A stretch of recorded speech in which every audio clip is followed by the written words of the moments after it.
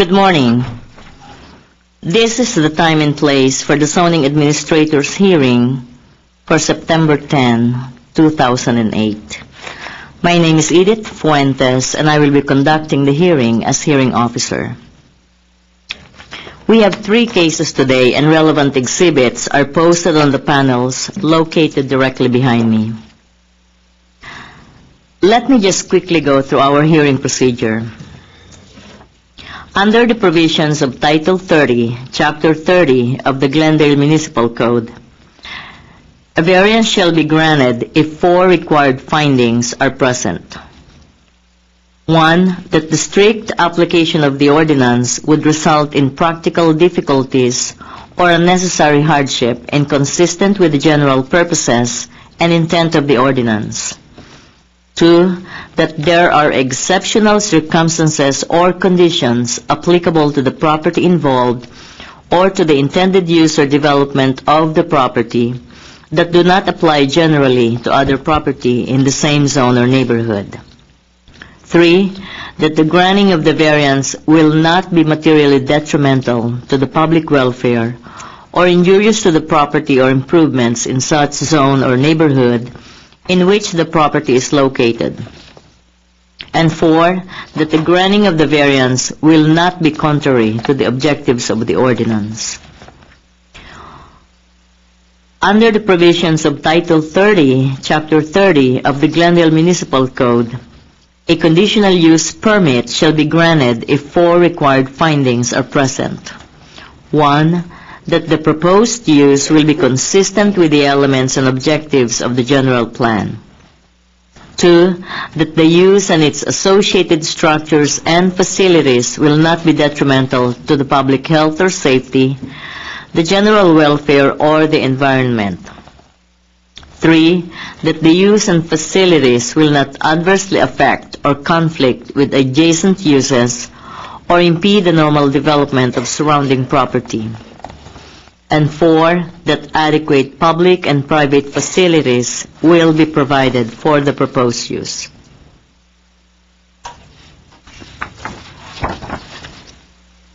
If the evidence presented in the application and at the hearing meets the criteria just described, then the zoning administrator can either approve or impose conditions for approval on the case in question. If the findings of fact are not evident, then the request will be denied. Notification of this hearing was accomplished by the use of public notices, which were mailed to property owners located within 500 or 300 feet, if it's an old case, of the subject property, physically posted on the site in question, and placed in the local newspaper. The hearing will proceed as follows. I will read a description of the application or the request, and then read reports received from other city departments and other letters or communications from interested parties. The applicant will be asked to come forward stating both name and address, and will be asked to present the case within a 15-minute time limit. Others in support of or in opposition to the application and any interested parties will be asked to come forward to speak. Again, clearly stating both name and address within a 3-minute time limit. Lastly, the applicant will be given the opportunity to make closing comments, if desired, in response to testimonies given by preceding speakers within a 5-minute time limit. The hearing will be closed and the case taken under submission. After the hearing, the decision will be prepared in writing and will be in the form of a letter sent to the applicant and to all persons who responded to the public notice, either by speaking at this hearing or by submitting written responses and have provided their name and mailing address. I would like to emphasize that the date of the decision will be the date appearing on the letter. Under the appeal provisions of Title 30, Chapter 30 of the Glendale Municipal Code, the decision may be appealed to the Planning Commission within 15 days of the date of the decision. Anyone wishing to appeal may obtain forms and brochures on the procedures from our Building and Safety Section Permit Services Center located on the same floor of this building. If you wish to speak, please write your name and address on one of these speaker forms which have been provided by the front door and submit it to our assistant. I would like to also inform everyone that the official proceedings of the zoning administrator's hearing are recorded on tape as part of public record.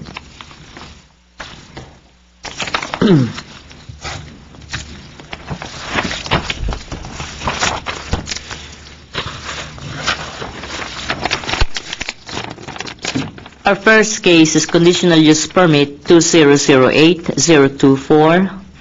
Location is 3525 North Verdugo Road. Applicant is Heavenly Refuge, Inc.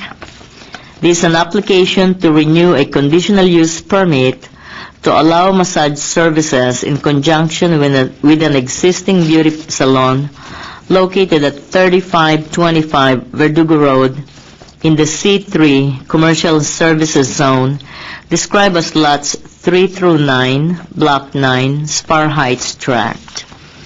And let me just quickly go through some of the comments we received.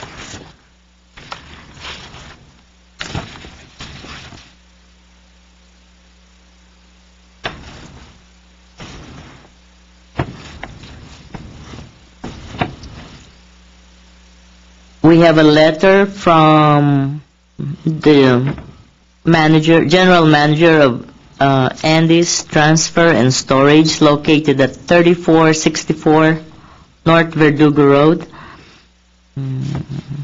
Basically, they're in support of the renewal of the conditional use permit. The applicant is here. Who? Is there an applicant? I know. Have you filled out the green speaker card?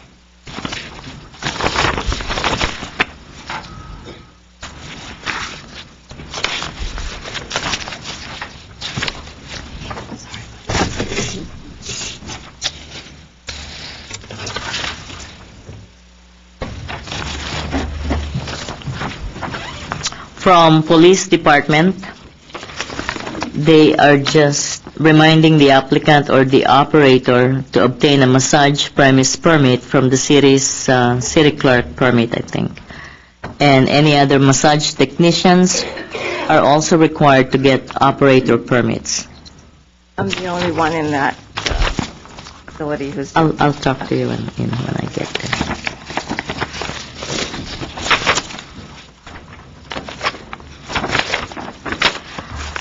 Okay, to present the case, Nina Pekarek. Go ahead. Yeah, I'm the only one who's the... Just give me your name and address Nina for the Pekarek, record. 3525 North Verdugo Road. Okay.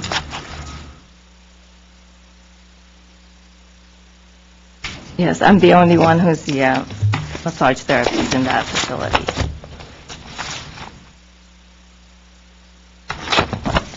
Is Geborg here? He's out sick today. Okay.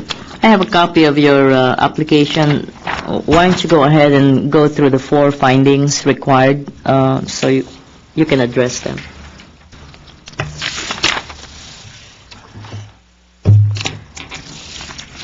Okay. There are 4 questions to be answered. Okay. Why I should renew your conditional use permit. You can go through them. Okay, how will the proposed use to be consistent with the various elements that objected to the general plan? The applicant is proposing to renew a conditional use permit operate a therapeutic establishment in conjunction with a beauty salon. A massage service is an allowed use in the C3 commercial service zone, subject to the approval of conditional use permit.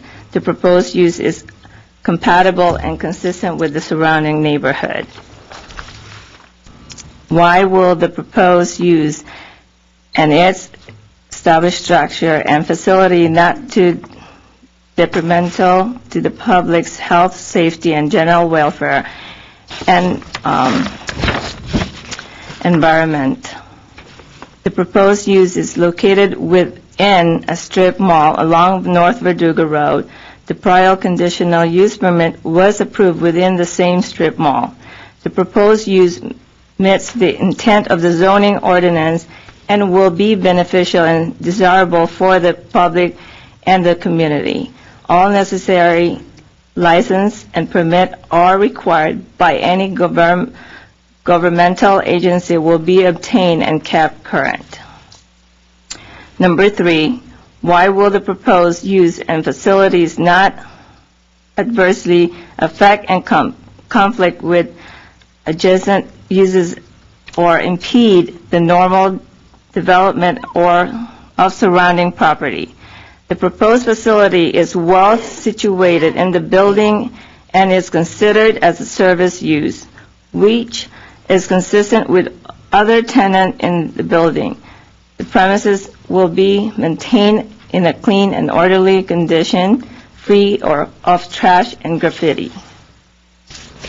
Explain how adequate public and private facilities, such as utilities, landscaping, parking space, and traffic circulation measures are or will be provided for the proposal use. The previous use was a retail business, therefore there is no intensification as it relates to parking or traffic for the proposal. In addition, parking spaces are provided at the back of the building on the subject property to service the subject use and other tenants. Okay. So how long have you operated the business? I've been operating this business for about 10 years. And you don't have any employees? You're the only one? The only one in Okay. there. And you're a licensed, certified? I'm a licensed certified since Masseur. 1995.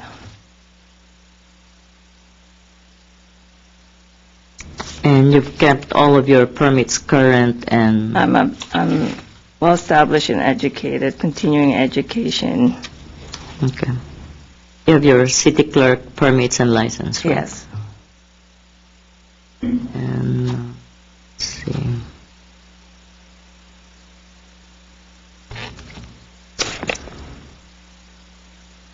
You have an existing conditional use permit that you're renewing. As far as the conditions are concerned from the previous CUP, is there anything there that you're not able to meet, or is everything I'm okay? all up to date. I'm within the, I'm established. What I'm saying is, you're okay with all of the existing conditions, you know. I'm by the book. And there's nothing that has changed as far as your operation, your services is concerned. Okay.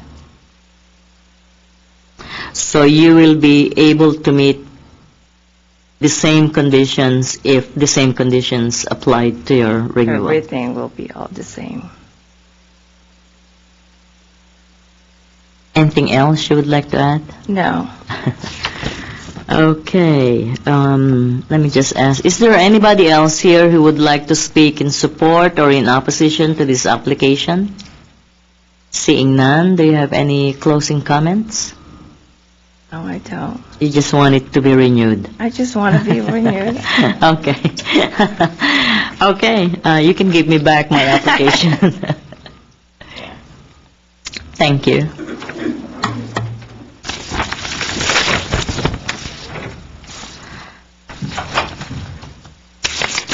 Okay, I'm going to go ahead, take this case under submission, and we'll let you know. Thank you very much for coming.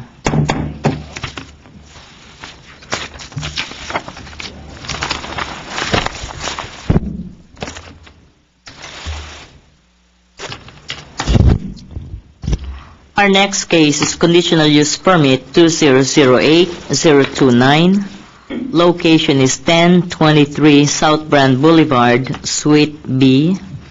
The applicant is Continental Currency Services, Inc. This is an application for a conditional use permit to allow a bank, which is a check cashing, payday advance, wire services, DMV registration services, money orders, MTA bus passes, California Advantage benefits, and other services within an existing building located at 1023 South Brand Boulevard, Suite B, in the CS, Commercial Specialty Zone, described as portion of lots 1 and 2, track number 939. And let me just quickly go through some of the comments.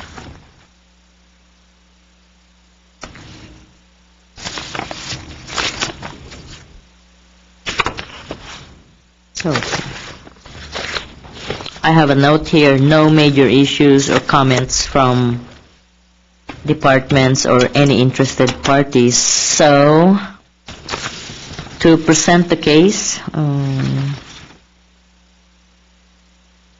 who's going to present it, Jose Herrera or Paul Strauss? Okay.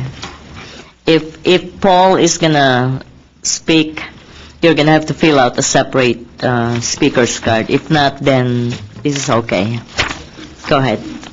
Hi, good morning, Ms. Fuentes. My name is Jose Herrera. My address is 1108 East 17th Street, Santa Ana, California. I represent Continental Currency Services Incorporated. In regards to the 4 findings that we did for the conditional use permit, the first is how would the proposed use be consistent with the various elements and objectives of the general plan? Continental Currency has conducted business in the community for over 20 years. We're actually located currently at 1200 South Brand, which is down the street from the new location. In order to serve the community better, we're looking into relocating to the new location because it has a bigger lobby, it's a bigger space, and it has more parking area for our customers. So I feel, well, our company feels we wouldn't have an adverse effect on the current conditions. We would actually increase parking and be able to serve the community better. The second finding for the proposed use and the associated structures or facilities not being detrimental to public health and safety and general welfare or to the environment. Being that Continental has been in the check cashing business for over 20 years, we use all the latest technology in regards to security to maintain the highest standards security-wise for our customers, our employees. We have surveillance system. We have UL-rated bullet-resistant glass. We have all the latest technology, and we do pull police permits. We use armored truck service for all the money. We haven't had any issues for the last 20 years. At our old location of 1200 South Brand, it's not CCS is not a greater risk than a typical bank or financial institution. And then the third finding is why would the proposed use or facility not adversely affect or conflict with adjacent uses or impede for normal development of surrounding property.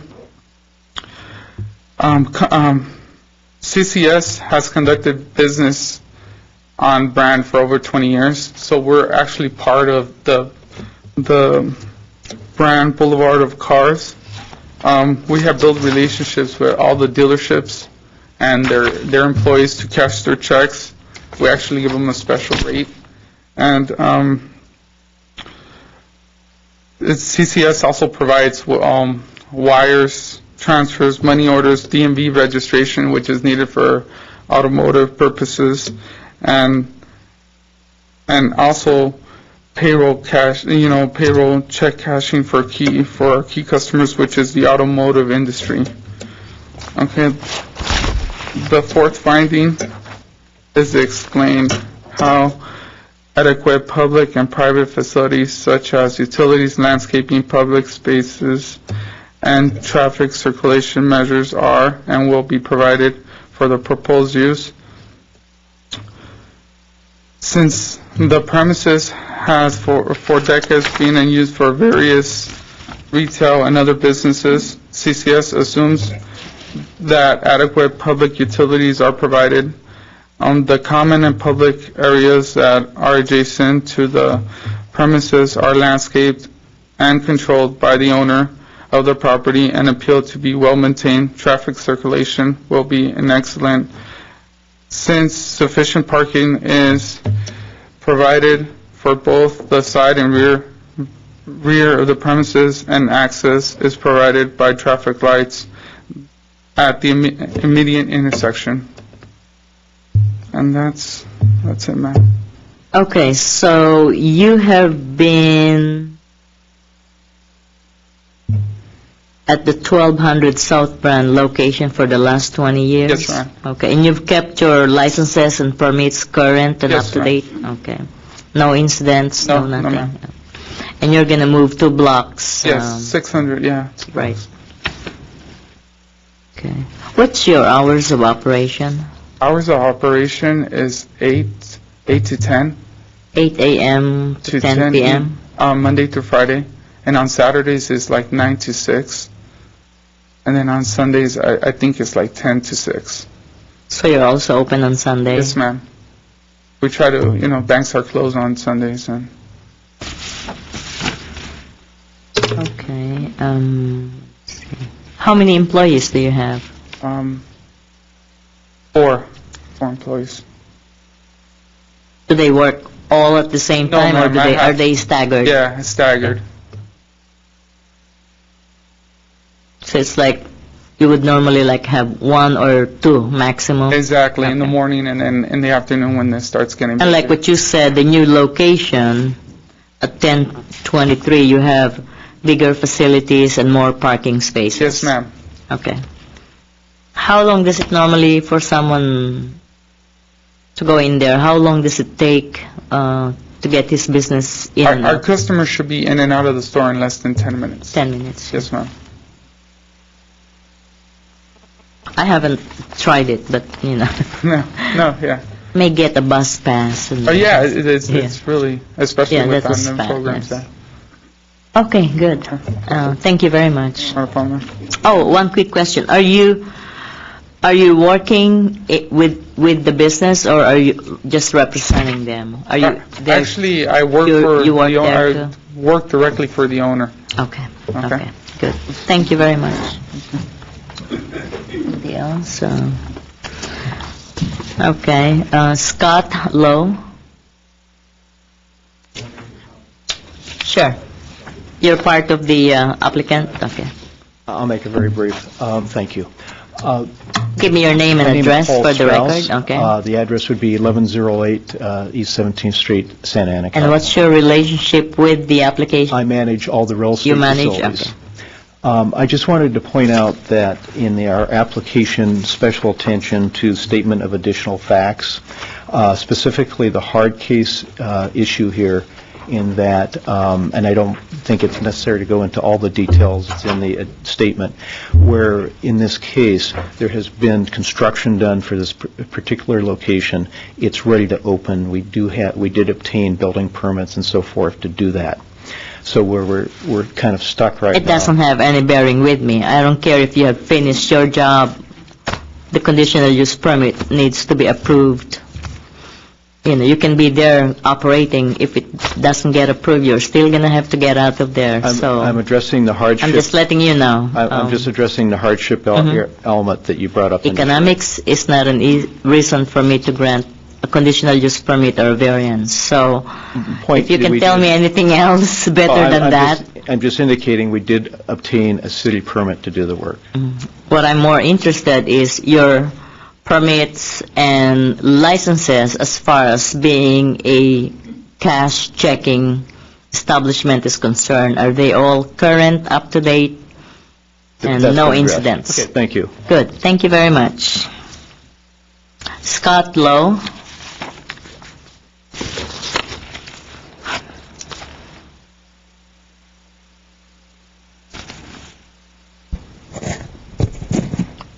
Can you hear me? Yes, and you don't have to speak so close to the microphone. Thank They you. can hear you. Thank you. Sorry, thank you. Okay, so I speak now, right? Okay. Give me your name and My name is address. Scott Lowe. I live at 209 West Palmer Avenue, which is 1 block south of Chevy Chase. And I'm here to argue against the check cashing business because I think it would have an adverse effect on the attractiveness of South Brand Boulevard. I'm aware that it's already about a block south of where it is now, but by moving it into the building at Chevy Chase and Brand, it would face both Chevy Chase and Brand Boulevard, which would make it much more prominent, and would also put it inside. It would also put it within sight of West Coast Cash, which is another very unattractive check cashing business at Central and Chevy Chase. Let's see here, sorry. Increased densities of payday advance and check cashing businesses are strongly associated with urban blight. I have a report from a report on check cashing establishments in Los Angeles prepared by the Valley Economic Development Center, and the key conclusions from that report were that check cashers drain money from communities, they target low-income communities, Latino communities, and they target communities with low levels of financial literacy. If I could read very briefly from the report. Sorry, I'm nervous. You have the time. Go Sure. ahead. Check cashers have the ability to charge high fees because they are serving customers who lack financial literacy and or who have few alternatives for financial management. Strategic in their service, check cashers hire staff locally and often operate in the native language spoken in the community in which they are located. These check cashers, however, provide none of the benefits to a community that federally regulated banking institutions do. First of all, check cashing products are more expensive than bank products. Cashing a check at an alternative financial provider, a check cashing place, in Los Angeles will cost a customer at minimum 1% of the face value of a check, while at a bank, cashing a check is free. Loans at a bank have federally regulated APRs, and even expensive credit card loans have APRs of 19%. On the other hand, a short-term consumer loan at a check casher will have an APR of 300 to 500%, over 20 times the cost of a credit card loan. In addition, check cashers do not allow customers to build credit or to accumulate wealth. People have no record of financial management to facilitate further qualifications for loans or to establish a credit history. Instead, they live paycheck to paycheck with no trace of responsible financial behavior. Check cashers also do not provide any mechanism for saving funds, which prevents people from being able to buy houses, pursue higher education, or start businesses, all of which are important markers of economic success and community development. I think I'll keep it brief, and that's it. Thank you very much. Thank you. And if you want to submit copies, do you have copies? Yes, I'd be glad to. Okay, thank you. Thank you. And just for clarification purposes, this, can I have Jose or Paul who can answer a question? Just for my information and clarification, this type of businesses are licensed by the California Department of Justice and Department of Corporations, Yes, ma'am. right? Yes, ma'am. And you have your licenses and permits from them? Yes, ma'am. It's Okay. not. We have currently 58 locations throughout Southern California. 58 Yes, ma'am. locations. And in response to what the gentleman was saying, I'll give you the time. Hold Okay. on, let me just ask my questions. Okay, and then I guess that's the price we pay for having you available until after business hours. It's a little higher rate on the check cashing and some businesses. and the rates are controlled by the state of Yes, I know California. that. Okay. Okay.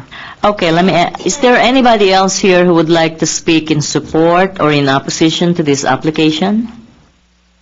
Seeing none, now you can have your closing comments.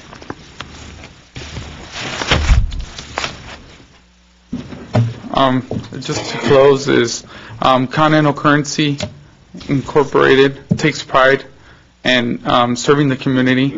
We have, like I said, 58 check cashers throughout Southern California, and we do charge a fee, but it is governed by the state of California, and we do provide services after hours and on the weekends when the Yeah. banks are closed, and that's all I have to say.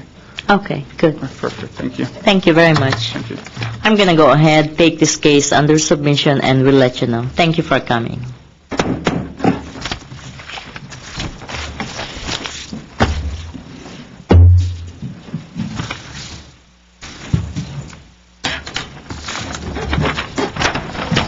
Our last case is variance 2007-047. This case was remanded by the Planning Commission to the zoning administrator.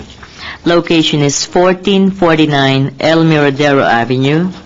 Applicant is Laura Moore and Tom Lebecki.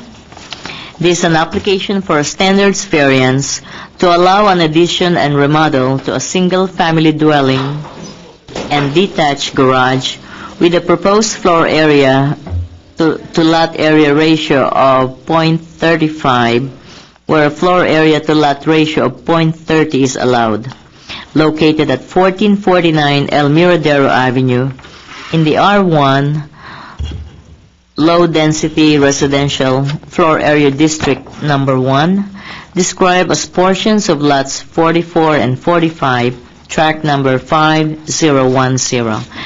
And let me just quickly go through some of the comments we received, and also would like to ask the case planner, Mr. Chris Baxter, if there's anything that I should hear or learn from your additional information. Yes, Fuentes, Chris Baxter, Planning Department. I guess there's two issues.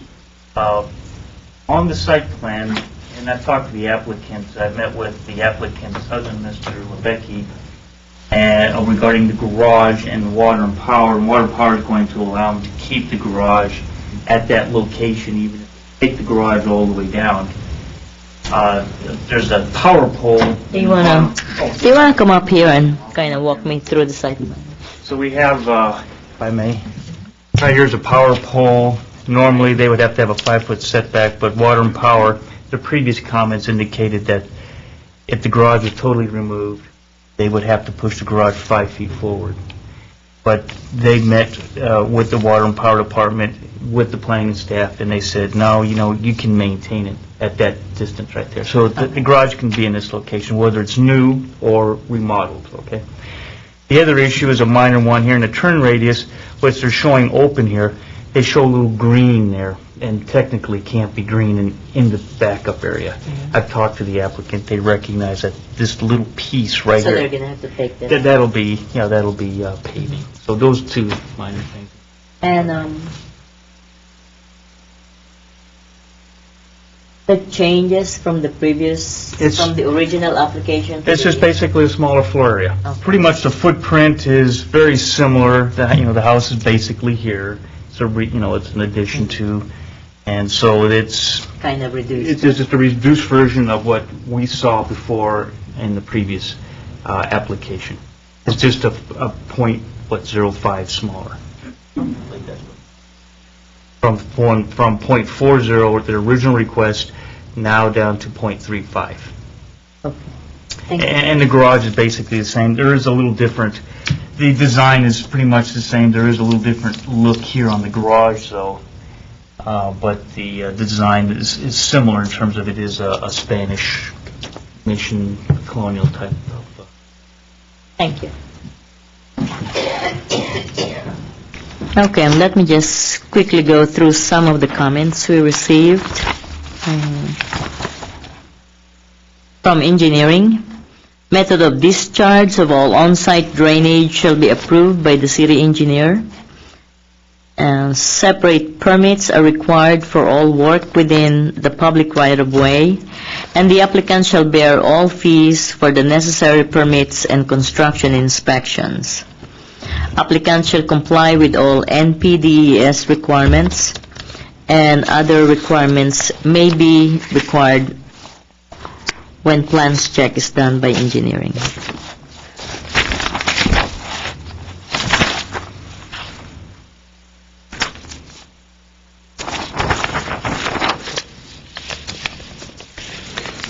from fire prevention.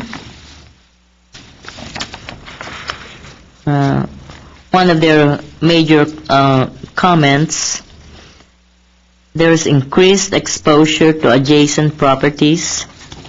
Fire sprinkler system permit, if valuation increase exceeds 50%, then they may require that. So you may want to discuss some of these comments with them.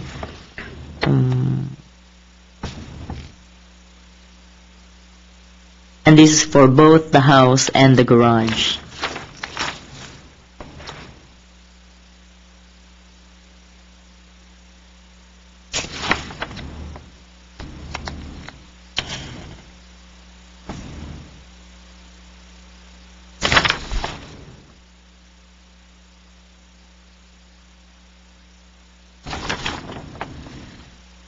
So, Chris, they will still need the encroachment permit from Water and Power for that 5-foot easement, right? Yes. Okay, thank you.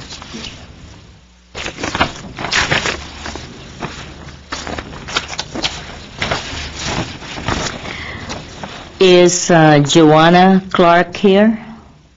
No? Okay, then we receive an email from Joanna Clark.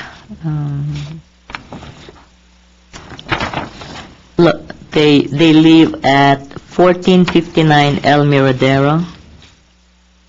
Basically, they're in opposition of the application.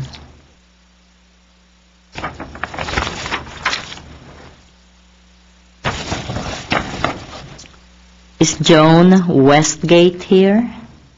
Okay. We also have an email from Joan Westgate, 1516 El Miradero.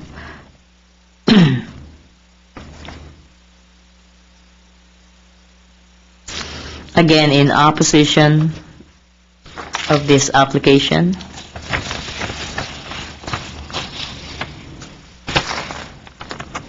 J. Butler. Okay.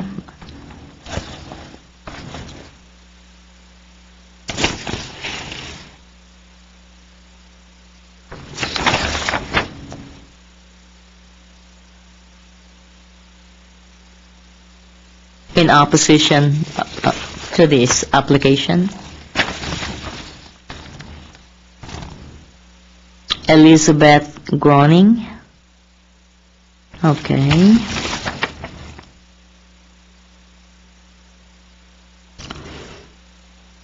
Again, an email in opposition to this application. Leslie Lundgren. Okay. In opposition to this application.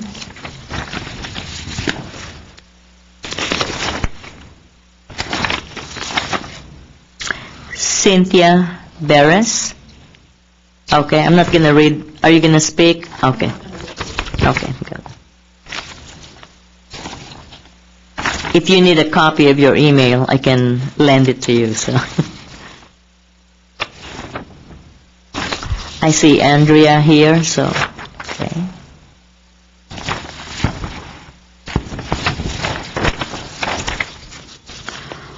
Rosa Flores and Manuela Medrano, you're going to be speaking? Okay, so I'm not going to read your email.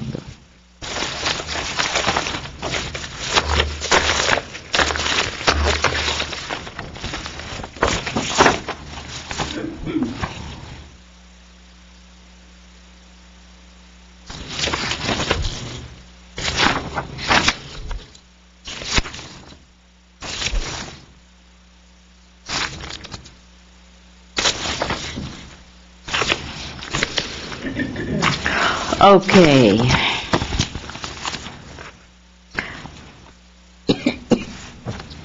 Who's going to present the case? Laura Moore.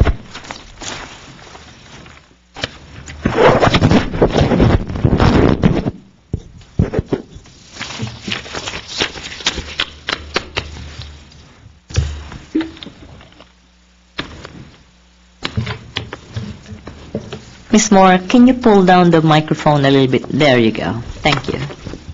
Okay. My name's Laura Moore. My husband and I are homeowners at 1449 El Miradero. Very short summary. As you said, we're proposing to build a 2,163 square foot house on our lot, which would involve a floor area ratio of 0.35, which is in excess of the current today's code. Going through the application that we submitted, what are the practical difficulties or unnecessary hardships related to the property? The code change that occurred after we purchased the property affected us directly, and this created a hardship. We purchased our property in 1994. At the time of the purchase, the municipal code would have allowed a 2,200 square foot house on this lot of 6,180 square feet. This provision was contained in the 1991 code and superseded the FAR limit of 0.30. Several neighbors were allowed to expand their homes to 2,200 square feet after this 1991 code change. While living in the house, we observed at least 3 additions to houses in the immediate neighborhood with FARs greater than 0.3, and I've cited 3 of them: 1547 El Miradero, 1649 Bel Air, and 1410 El Miradero, per the county assessor. In 2004, this provision was eliminated, and the maximum floor area ratio became 0.3 as it pertains to this lot. Again, by changing the code after the purchase of our property, the hardship was created. The change retroactively reduced our property value by taking away our ability to construct a home that was permitted at the time of our purchase. The intent of the ordinance is to prevent mansionization. It's clear from the design presented and the survey of adjacent and surrounding properties that approval of a variance would not result in mansionization, as it will be completely compatible in size and design with the neighborhood, especially in comparison to houses on similarly sized lots of 6,000 square feet. One of the attachments I submitted lists the properties within 300 square feet and the ones that are on small lots, and about half the ones on small lots within 300 exceed the 0.30. So exceeding it is not inconsistent with the neighborhood. It will be compatible in design with the neighborhood, and furthermore, it will be compatible with the houses in northwest Glendale when we consider a larger area where the lots are more typically larger and construction of houses much larger than 2,200 square feet is permitted. Within the last few months, I received a notice of a 3,000 square foot house being built on Bel Air, which is within a short walking distance of my house. 2, what is unique about the property involved or the intended use of development? This lot is significantly smaller than the norm in northwest Glendale, but I'm not alone. The lots on El Miradero and the east side of Winchester are significantly smaller than the prevailing lot sizes. These are about 6,000 square feet. They're 50 to 60 foot wide, which is typical of this area, but the depth is only 103 feet. In the area bounded by Grandview, Bel Air, Mountain, and Alameda, lots are more typically about 9,000 square feet.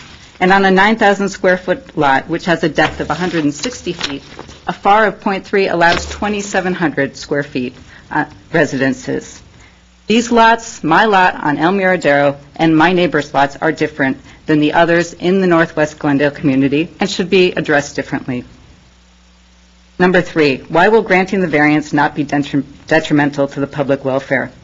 Because the constructed project will be entirely consistent with the land use, home size, and character of the neighborhood. The requested home size will be in the middle range of homes within 300 feet and smaller than most homes in northwest Glendale. The design will maintain the Spanish style and character of the neighborhood. The design will be reviewed and approved by the Design Review Board before construction, as is required by City Code. A number of nearby properties exceed this size, including ones directly across the street. From my front door, I see 1430 El Miradero, 2,164 square feet. I see 1448 El Miradero from my kitchen window, 2,289 square feet. And I see 1552 El Miradero every day when I go to my car, and that's 2,372 square feet. These are not mansions. They're not overbuilt. They're entirely within the land use, home size, and character of the neighborhood. Number 4, why will granting of the variance be in keeping with the objectives of the applicable regulation? I think we all know from history of Glendale that the object is to avoid mansionization and overbuilding. The construction of a 2,163 square foot home on El Miradero is not mansionization or overbuilding. Within 300 feet, home sizes vary from 1,300 to 4,200. On lots within 300 that are small, we still have a wide variation from 1,377 to 2,735 square feet. 1449 El Miradero is the smallest of all the houses within 300 feet, and if this variance is approved, the size of 1449 El Miradero would be well within the range of home sizes on small lots and all lots within 300 feet. That's the responses to the 4 questions. I've taken the opportunity to look through the project file, and I've seen a lot of concerns, and I'd like to take the rest of my time here to address some of them that I've read. Okay. One thing that's been brought up is that we will benefit more than others. We didn't benefit from the code change. All of us in small houses were harmed by the code change. Those who benefited are the people with big houses and small lots. A few other citizens in Glendale may make similar arguments for variances. If other homeowners meet the same criteria, particularly were homeowners prior to the code changes, they should also be considered for variances in the same manner we are. Another comment I've heard is we should have done the project before the code changed. A project of this magnitude requires at least a year of preparation. In order to complete a project of this type prior to the code change, we would have had to know more than a year in advance of the change and somehow anticipated the council action. I don't think any of us can predict the council actions next week, much less a year in advance. Another comment I've heard is that it will create a flood of applications for variances. I find this hard to believe, given my experience, with a difficult, very difficult, and time-consuming process required by the City of Glendale. It is not realistic to think a flood of applicants would undertake this type of project. Only 3 or 4 properties on El Miradero have undergone significant expansion in the 14 years I've lived on the street. Furthermore, only those owners whose ownership predates the code change could claim similar hardship, further limiting the potential applicants. Another comment I've heard, it will create speculation for variances. By its nature, the variance process is speculative. Its outcome is unknown when it is begun, and there are no guarantees as to the results. People say it would set a precedent for other projects.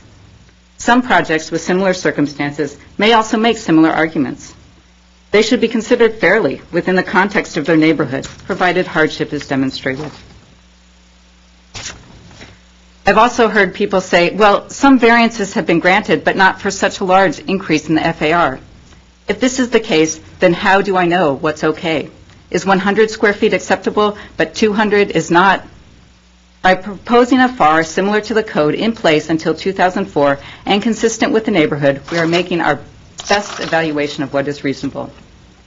Another comment I've heard, houses on our side of El Miradero are single-story. All the 2 stories are on the east side. That's not true. There are 4 2-story houses on the west side of El Miradero. A comment I've heard, the project will impact the dynamics with other houses. This neighborhood character is enhanced by the unique nature of each individual property. Single-story houses are adjacent to 2-story houses. Each has a unique floor plan. Some have landscaping and trees in the front. Some have elevated front porches. Others have front yard courtyards. Some even have garages in the front.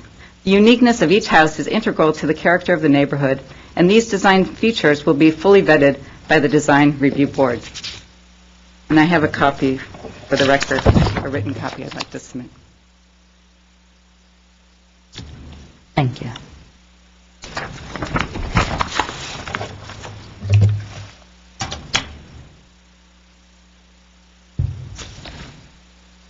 Is that it? Should I sit down?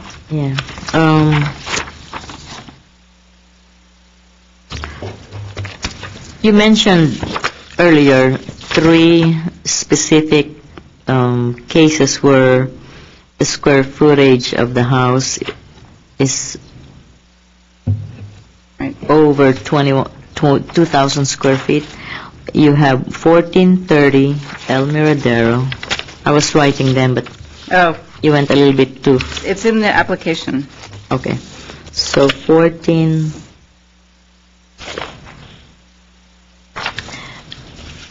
Did you also give in the application the sizes of their lots or just the addresses? Though in the application, there's a table, this table, which lists all of the, Okay. all of the neighborhood houses by survey. address, but in the question, I just cited those three. So all of the houses within 300 feet are on the Because table. I'm more interested in finding the size of their lots Mhm. compared to the square footage of the existing house. Right.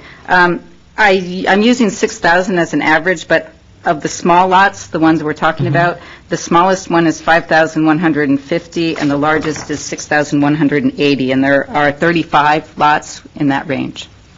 Okay. Well, I'm going to take a look at. That's contained in the package. Now,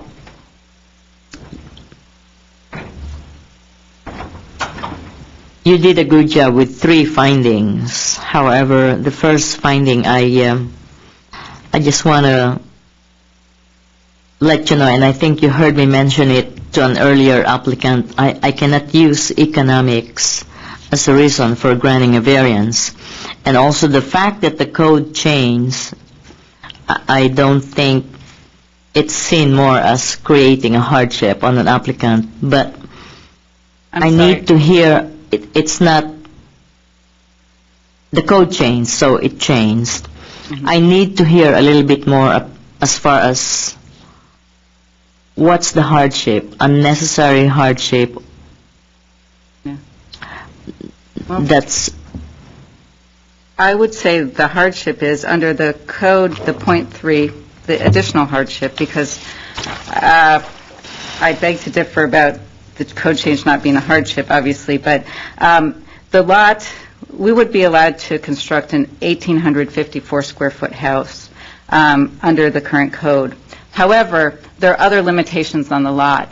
Because of the small size, we quickly run into lot coverage and landscaping issues as well. So in order to even do the 1,800 square feet, we either need to get a variance for the lot coverage in terms of the hardscape, or we need to go to a second story.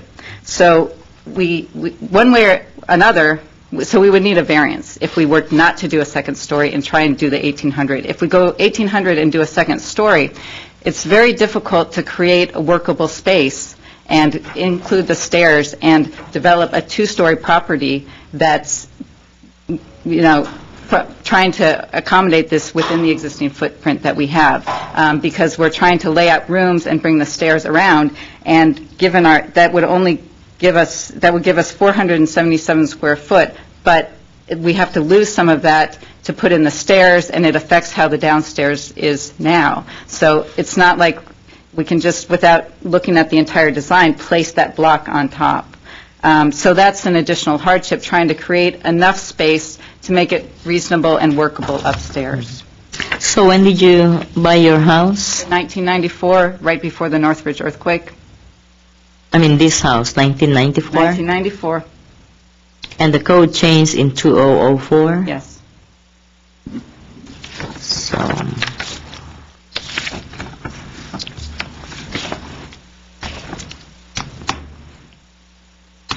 because I thought when you were talking about reduced value of your house because of the code change, that you just purchased it a year or 2 before and then the code changed. So it's been 10 years. We were in the house 10 years, yeah. Yeah. And we are undertaking a number of other remodeling projects, which I think you might recall, and we've worked very hard to bring this old house, up to a livable state. I mean, it had horrible termite damage, we had to replace all the windows, the kitchen was a mess, and we've done a lot of work. And then I had a son, in 2007. And when I was here for the Planning Commission, people say, well, it's self-imposed, I had my son in 2007. If I had had my son in 2000, then we decided to remodel, we would have been okay. When are you going to have a baby? Who knows, I mean, it's hard to say, gosh, I should have had the baby sooner.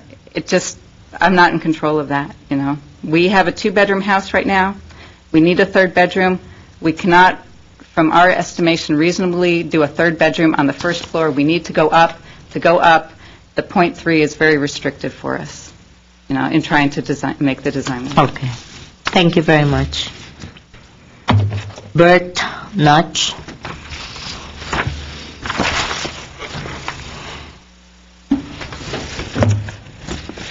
Good morning. My name is Bert Notch, and I'm with Top Notch Studios in 1440 Flower Street, Glendale, California. And I just want to pretty much give you the assurance that the architectural integrity and the look of the proposed addition and the second story will conform with the neighborhood. And the second story is going to be set back from the existing front street setback of the existing first story, which will help give it a uniform look within the neighborhood and won't give it that big house look that a lot of people are afraid of. So I just want to mention that you've got my assurance that it will be a big asset to the street. Okay. Thank you very much. Chris, did you get any comments or feedback from the Northwest Glendale Homeowners Association? Nothing? Okay. Thank you. Rosa Flores.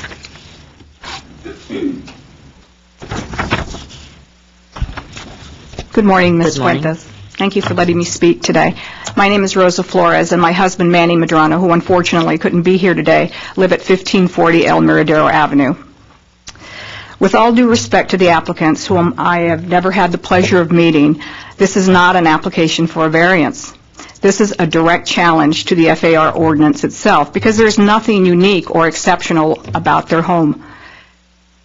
We have lived on that street for a lot of years, and we have seen what happens when houses turn over, and especially during these troubled economic times. Please don't let our street be turned over to speculators.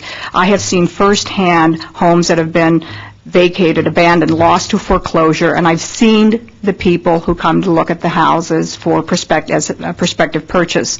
On the one hand, you see lovely families who are looking to find a new home. On the other hand, you see the people who show up with the cell phone in one hand and the tape measure in the other hand. We know who they are. They're the speculators. And they don't see what you and I see when they look down our street. They don't see husbands and wives and children and people who have made their lives on that street for years and sometimes for decades, as we have. What they see is the opportunity to maximize their return on investment. They see unused FAR. They see a chance to fatten their wallets. Please don't let that happen, because if this variance is granted, it will in effect change the ordinance from .30 to .35 for the entire neighborhood, all without benefit of the legislative process, which is really the appropriate forum to seek such a change. Please don't let that happen. When my husband and I bought our home almost 2 decades ago, I can't believe it went by so fast, we looked at more than 50 homes in Glendale before choosing El Miradero. We thought it was the perfect spot for its historic charm, its beauty, for the fact that it has been intact for almost 100 years.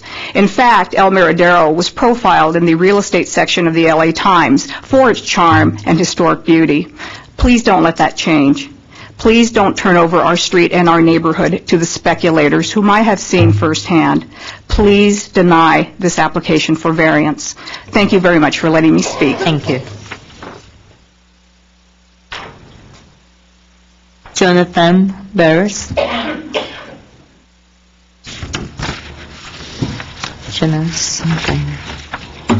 Good morning, Ms. Fuentes. Thank you for letting me speak today. My name is Jonathan Barris, and I live at 1447 El Miradero. I live there with my wife, Cindy, and my daughter. You're directly next door to this property? Okay. The southern neighbor. Did I mention my daughter, Jordan, 15-year-old daughter? We've lived there for about 16 years, and I'm here because I oppose the granting of this variance. Generally speaking, a variance is an exception to the rule, and specifically in this case, the variance is something that's in the code to act as a safety valve for the city to be able to deal fairly with homeowners who cannot expand or remodel their property because they're suffering a true hardship. Something like an oddly shaped lot that would prevent them from going to their full FAR because they would need to get a variance for setback. Or something like a natural impediment, like perhaps a very extreme slope or something like that, or a man-made impediment where they had a city, state, or county water impediment in their backyard, or even a power line over more city and state stuff.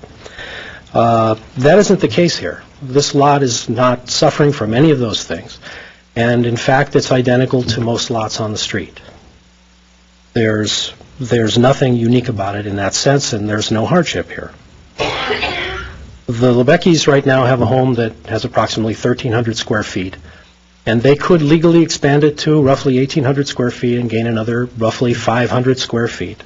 They could do that today, they could do that right now, and they could do that legally. And they could do that in keeping with all of the laws. Lastly, I just want to say that there are approximately 6 properties that are now for sale on our street and adjacent streets. Some of them look like they're in foreclosure. The lawns are brown and they look abandoned. And I'm pretty sure that these properties are going to be snatched up for some rock bottom prices. And if you grant a variance in this case, you're opening the door for those new homeowners to ask for the same thing or more. And I don't believe that's what the law was written for, and I don't believe that's what the variance is for. So I respectfully ask you to deny this variance. Thank you. Thank you. Andrea Hamburger.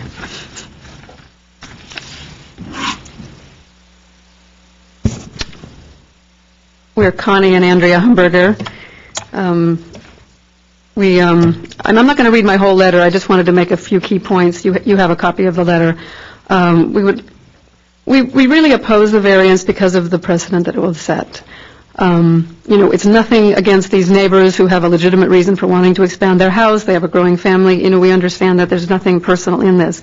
But like people have expressed, El Miradero is a very special street, very cohesive in terms of setbacks and size and the tile roofs and architectural styles that complement one another.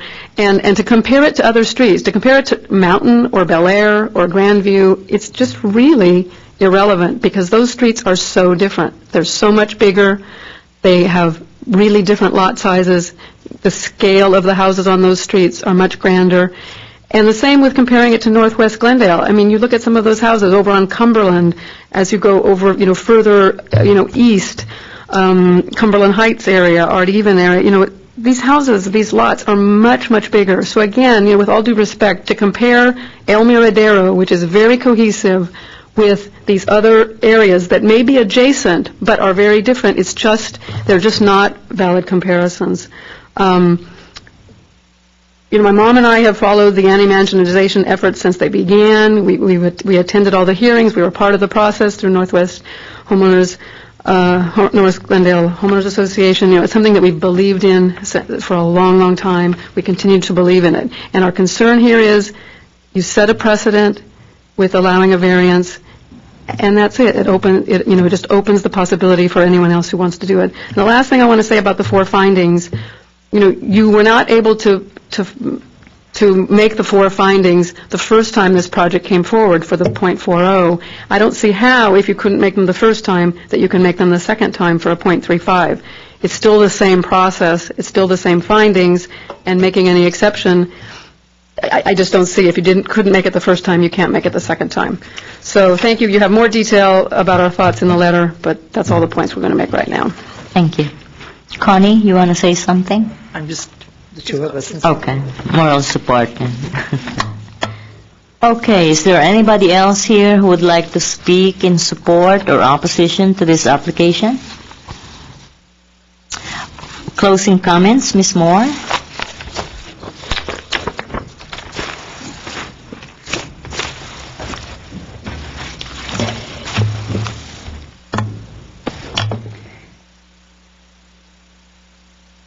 I think that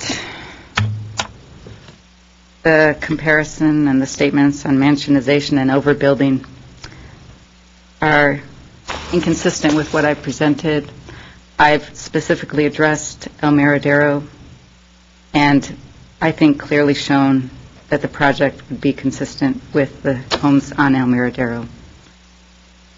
I've heard people say this is a self-imposed hardship. We purchased the house and would have been able to do 2,200 square feet. As homeowners, we did not change the code. The code was changed by the council, and as citizens, we all have input individually. But louder and more numerous voices prevailed. In this case, as individuals, we were harmed by the actions of the council. We and others on the street were literally harmed by restricting reasonable development of our properties so it would be compatible with the neighborhood. The intention of the code is to maintain compatibility of the neighborhood. And I think we could all see that it would be possible to construct a 2,163 square foot house that would be entirely compatible to the neighborhood, because some of the speakers today living on our street have houses larger than that. I don't think they would admit to it being a mansion or being overbuilt. If they would like to make that claim, then I welcome them to reduce the size of their house to meet the current code. Finally, this is a unique street. Most houses do not meet at least one of the current codes. Side yard setback, I believe my neighbors are deficient from the current code on the side yard setback. Minimum landscaped area, I assure you, a great number of properties on this street do not meet the minimum landscaped area. They have substandard garage dimensions. They exceed the maximum lot coverage, or they have excess floor area ratios. Because of the small size of the lot, variances are bound to come up. As I said earlier, if we were to try and do it on the first floor so we could be more economical with our space and not have to make room for stairs, I'd be here again. I would need a variance for the hardscape coverage. We have an issue with our garage. Right now, it's substandard. If I want to maintain the garage as it is, I'd have to get a variance. I'm not even sure it would be granted. So variances abound in the neighborhood, and a variance is considered individually as it should and does not set a precedent or open the floodgates or open the door to speculators. To be considered a speculator or to be even discussed in that same term, I find offensive. I've lived here and worked hard to maintain the character of the neighborhood for the last 14 years. Ms. Moore, did you submit with your application a list of variances granted within the neighborhood on floor area ratio? The ones, I don't have that list. Yeah. I think other people have claimed that variances were granted, but I don't know the other variances. What I do know, I can cite the properties that utilize this 2,200 square foot. I just wanted to know if there are additional information I can gather from your application, because as you know, variances are granted on a case-by-case basis. Right. Individual lot, individual hardship, whatever is existing on site. Okay, anything else? Okay, good. Anything further, Mr. Case Planner? Ms. Fuentes, the only thing is, I think these properties that Ms. Moore submitted are probably with the Planning Commission as well, so I think I had some information about that. Okay, good.